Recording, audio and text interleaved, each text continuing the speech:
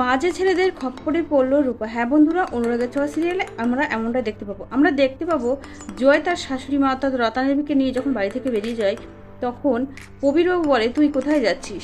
তখন জয় বলে আমি আমার শাশুড়ি মাকে নিয়ে উনি এখানে থাকতে চাইছে না, তাই ওনাকে বাড়ি দিয়ে আসছি। তখন প্রবীরবাবু বলে একদিন লাবণ্য সেনগুপ্ত আমাকে বলেছিল জয় ছোট, জয় কিছু বোঝে না, ওকে কোনো দায়িত্ব দিও না। তবে আমি সেদিন কোনো কথা শুনিনি, লাবণ্যের কথা না শুনে আমি তোকে সেই দায়িত্ব দিয়েছি। তুই যে সেই দায়িত্ব পালন করতে একেবারে ব্যর্থ, সেটা তুই প্রতি পদে বুঝিয়ে দিলি। অন্যদিকে দেখতে পাবো সোনা আর তার বাবা মা সূর্যদীপা সবাই যায় শিব মন্দিরে। সেখানে গিয়ে ঠাকুরের কাছে প্রার্থনা করে যাতে রূপাকে তারা খুঁজে পায়। সেখানে গিয়ে রূপার ওড়না দেখে দীপা বলে ডাক্তারবাবু এই দেখুন রূপার ওড়না, এটা আমার রূপার ওড়না, ও এখানে আশেপাশে কোথায় আছে। তখন সোনা বলে মা ও যদি এখানে থেকে থাকে তো চলো না আমরা মাইকে অ্যানাউন্স করি, আমরা ছোটবেলায় যখন হারিয়ে গিয়েছিলাম তখন তো তুমি এভাবে আমাকে খুঁজে বের করেছিলে। তখন দীপা বলে হ্যাঁ তুই ঠিক বলে। জয়ের দুর্ব্যবহারে এটা বলে যে তোর যদি মনুষ্যত্ব বা বিবেক থাকতো তাহলে তুই ওই মহিলাকে নিয়ে এই বাড়ি ছেড়ে বেরিয়ে যেতে পারতিস না। এটা শুনে রত্নাদেবী আবার সে কান্না করতে থাকে আর বলে আমার মান সম্মান এই বাড়িতে থাকলে আর থাকবে না, যেভাবে অপমান করছে জয় তোমার বাবা। তখন জয়ের বাবা অর্থাৎ প্রবীরবাবু রেগে গিয়ে বলে মান সম্মান তো মানুষের থাকে, আপনি কি মানুষের পর্যায়ে পড়েন? আপনি দীপার সাথে আগে যে ব্যবহারগুলো করেছিলেন আবার সেই পুনরায় সেই একই ব্যবহার করে চলেছিলেন। জয় চিৎকার করে বলে বাবা তুমি যেটা বলছো সেটা আমি আর করতে পারবো না, আমি কি ছোট নাকি তোমার সব কথা আমাকে শুনতে হবে। এমন কথা শুনে প্রবীরবাবু ভীষণ রেগে যায় আর কোমরের বেল খুঁড়ে জয়কে পিটাতে থাকে। আর রত্নাদেবী সেটা দেখে ভয়তে উপরে চলে যায়। আর প্রবীরবাবু বলে যে নাটকটা তোর শাশুড়ি করছে সেই নাটকের সাথে সাথে তুই তাল দিবি, সেটা কি হতে পারে? আমি সেটা করতে দেবো না। তোর ভাইজি সেদিকে হারিয়ে গেছে, তুই তার খবর না নিয়ে তুই তার শাশুড়ির কথা শুনে বাড়ি ছেড়ে চলে যাচ্ছিস। এই বলে জয়কে বেধড়ক পেটায়। ওদিকে প্রবীরবাবু লাবণ্যর ছবি বুকে জড়িয়ে বলে লাবণ্য তুমি বেঁচে থাকলে আমাদের ছেলেরা এরকম হতে পারতো না, আমার জয় আদরের জয় আজ এমন হয়ে গেছে।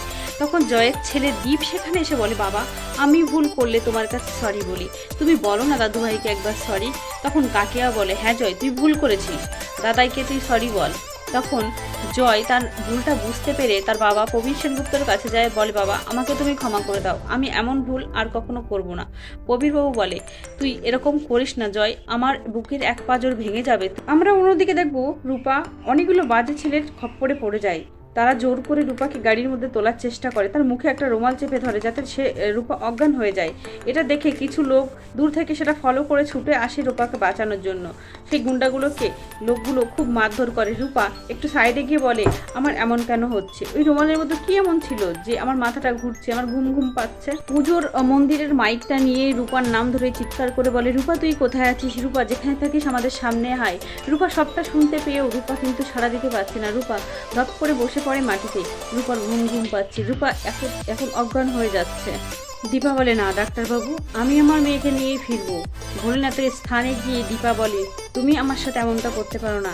তারপরে দীপা উন্মাদের মতো বাবার থানে নৃত্য পরিবেশন করতে থাকে, মনে প্রাণে ডাকতে থাকে।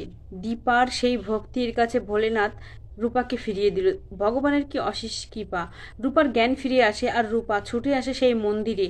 তার মা বাবা সকলেই ভগবানের স্থানে বাবার স্থানে তার জন্য তাকে ফিরে পাওয়ার জন্য এত কষ্ট করছে, সেটা দেখে রূপা কান্না করতে থাকে। আমরা দেখতে পাবো দীপা নাচতে নাচতে যখন অসুস্থ হয়ে পড়েই যাবে, ঠিক তখন রূপা ছুটে আসতেই যাবে, মা বলে ডাক দেয়। তখন রূপার আওয়াজ তার মায়ের কানে যায়, ঠিক তখনই পুলিশ অফিসার কিন্তু সেখানে থাকে। দীপা বলে ডাক্তারবাবু এখানে রূপা আছে, রূপা আমাকে মা বলে ডাকলো।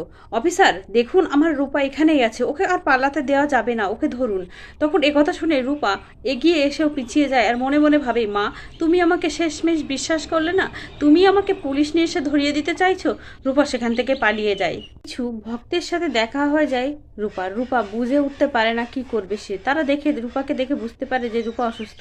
রূপাকে জল খাওয়ায় আর বলে তোমার নাম কি, তুমি কোথায় যেতে চাও। রূপা কিছুই বলে না।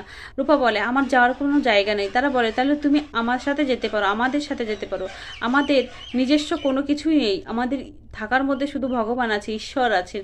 রূপা সেই সাধু বাবার কথা ভাবতে থাকে, যে সাধু বাবা তাকে ধুতরা ফুল আর ফলটা দিয়েছিল আর বলেছিল তোর হাত দিয়ে অনেক মানুষের ভালো হবে, তোর পথ চলা এখনো শেষ হয়নি, তোর পথ চলা কেবল শুরু।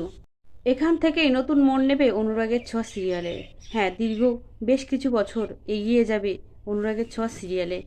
বন্ধুরা, অনুরাগের ছোঁয়া সিরিয়ালে রূপা ফিরবে বেশ কিছু বছর পর অন্য রূপে।